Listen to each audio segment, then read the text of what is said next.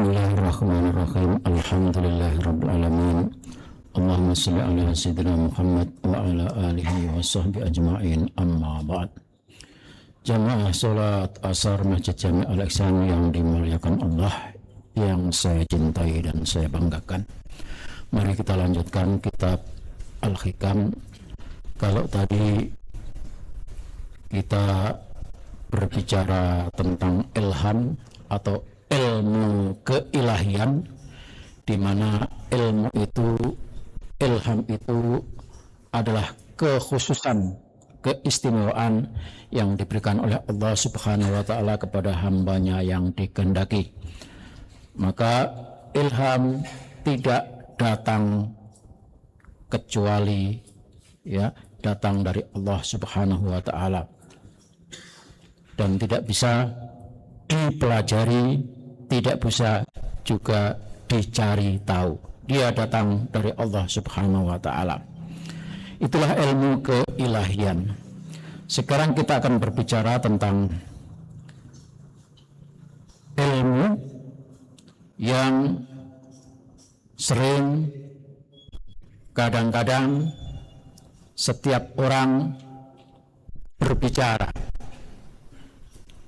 Maksud saya adalah tidak semua orang mempunyai ilmu secara komplit. Gus Baha yang terkenal, kalau soal tafsir, soal fikih, usul fikih dan hadis, iya, beliau diberikan keistimewaan oleh Allah Subhanahu wa Ta'ala tentang itu.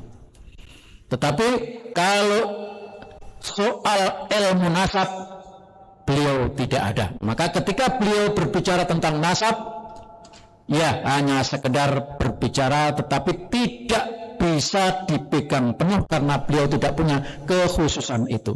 Sama seperti halnya ketika seorang profesor berpendidikan tinggi, dia berbicara tentang bakso, maka apa yang dikatakan oleh profesor tentang bakso tidak bisa kita percaya, dan kita lebih percaya kepada tukang bakso yang keliling itu. Ya, jadi setiap ilmu, setiap pengetahuan itu ada kekhususannya, dan tidak semua orang tahu ilmu itu.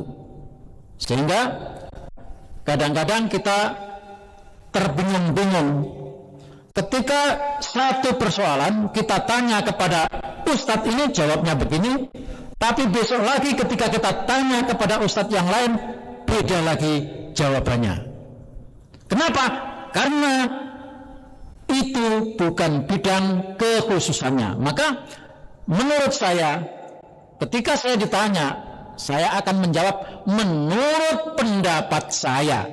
Jadi menurut pendapat saya, karena pendapat itu adalah hasil intisari dari apa yang kita ketahui, sehingga tidak bisa kita menjawab yang benar adalah ini. Tidak bisa. Nah, maka berkaitan dengan itu, kitab Al-Hikam membuat sebuah hikmah yang berbunyi Bismillahirrahmanirrahim. Man ra'aitahu mujiban an kulli ma yus'al, siapa yang melihat ada orang yang menjawab angkul lima yus'al, dari segala yang dipertanyakan. Jika kita melihat ada orang menjawab semua pertanyaan, wa mu'abbiran angkul lima syait, dan menjelaskan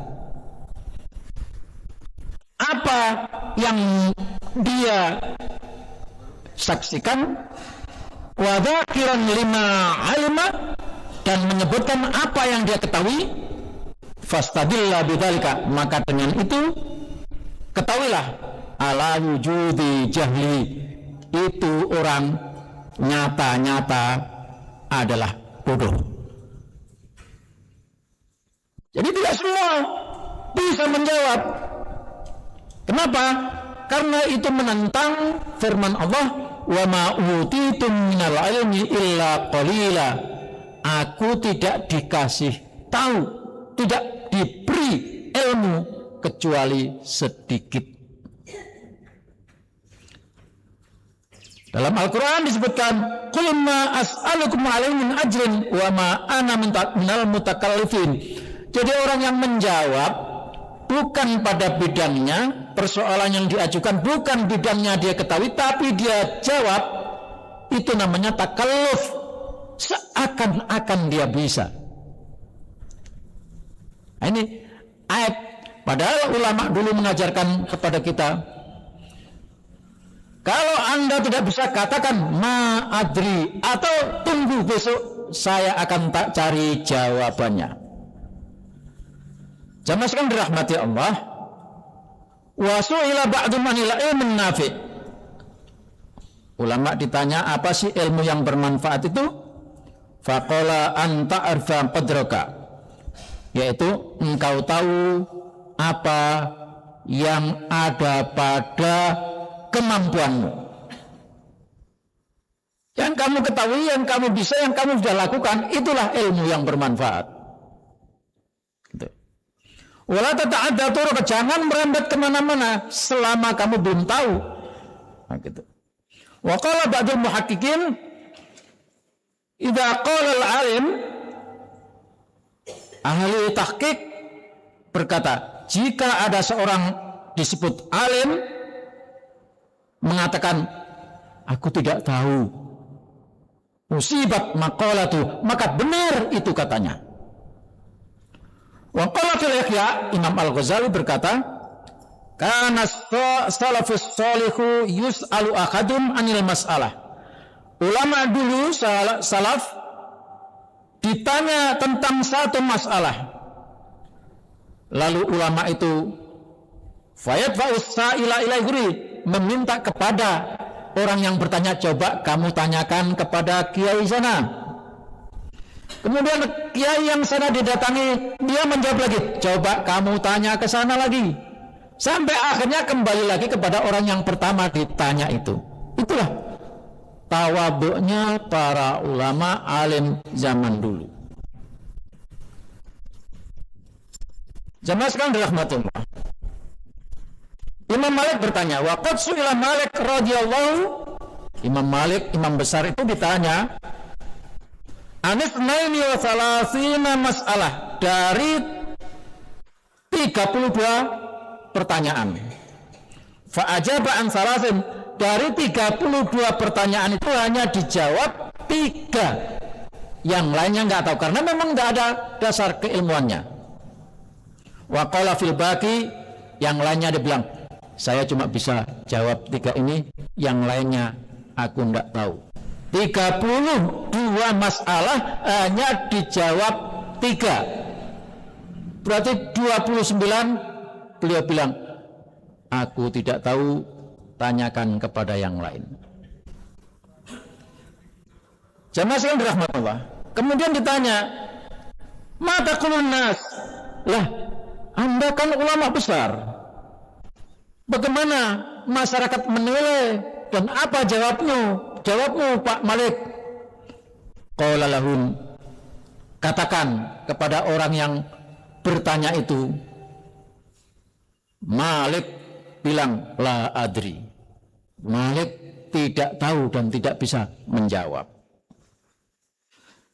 Jemaah sekalian dirahmati Allah. Jadi kebingungan kita umat Islam ini karena banyaknya orang yang sebetulnya tidak tahu tetapi menjawab seluruh persoalan. Utamanya adalah masalah-masalah agama. Kalau masalah-masalah pengetahuan umum, masalah-masalah ilmu kemanusiaan, tidak masalah. Tetapi ketika masalah agama ini, setiap orang akan berkata, setiap orang akan menjawab, ini bahaya yang membuat orang bisa tersesat. Apalagi orang itu tidak punya pengetahuan dasar tentang ilmu agama. Baca Al-Qur'annya saja pakai Al-Qur'an terjemah. Baca hadisnya aja dari hadis yang dinukil diambil dari Google, dari YouTube. Padahal Al-Qur'an itu perlu tafsir. Yang menafsirkan ya ahli-ahli tafsir. Karena Rasul menyatakan siapa yang menafsirkan Al-Qur'an dengan pendapatnya, maka falyatabawwa maq'adahu minan nar, maka sebaiknya tempat tinggalnya ada di neraka. Jadi jemaah sekalian rahmat Allah, hikmah yang saya baca tadi mengingatkan kepada kita, jika ada orang ditanya segala persoalan agama semuanya dijawab, maka itu tandanya adalah orang yang tidak tahu, itu tandanya ada dalam dirinya kebodohan. Inilah hikmah yang harus kita jawab, yang kita sampaikan. Semoga kita bisa memilah dan memilih mana dan siapa yang seharusnya kita tanya tentang persoalan-persoalan yang berkaitan dengan agama. Demikian dan terima kasih. Wallahul muwaffiq ila aqwamit thoriq. Wassalamualaikum warahmatullahi wabarakatuh.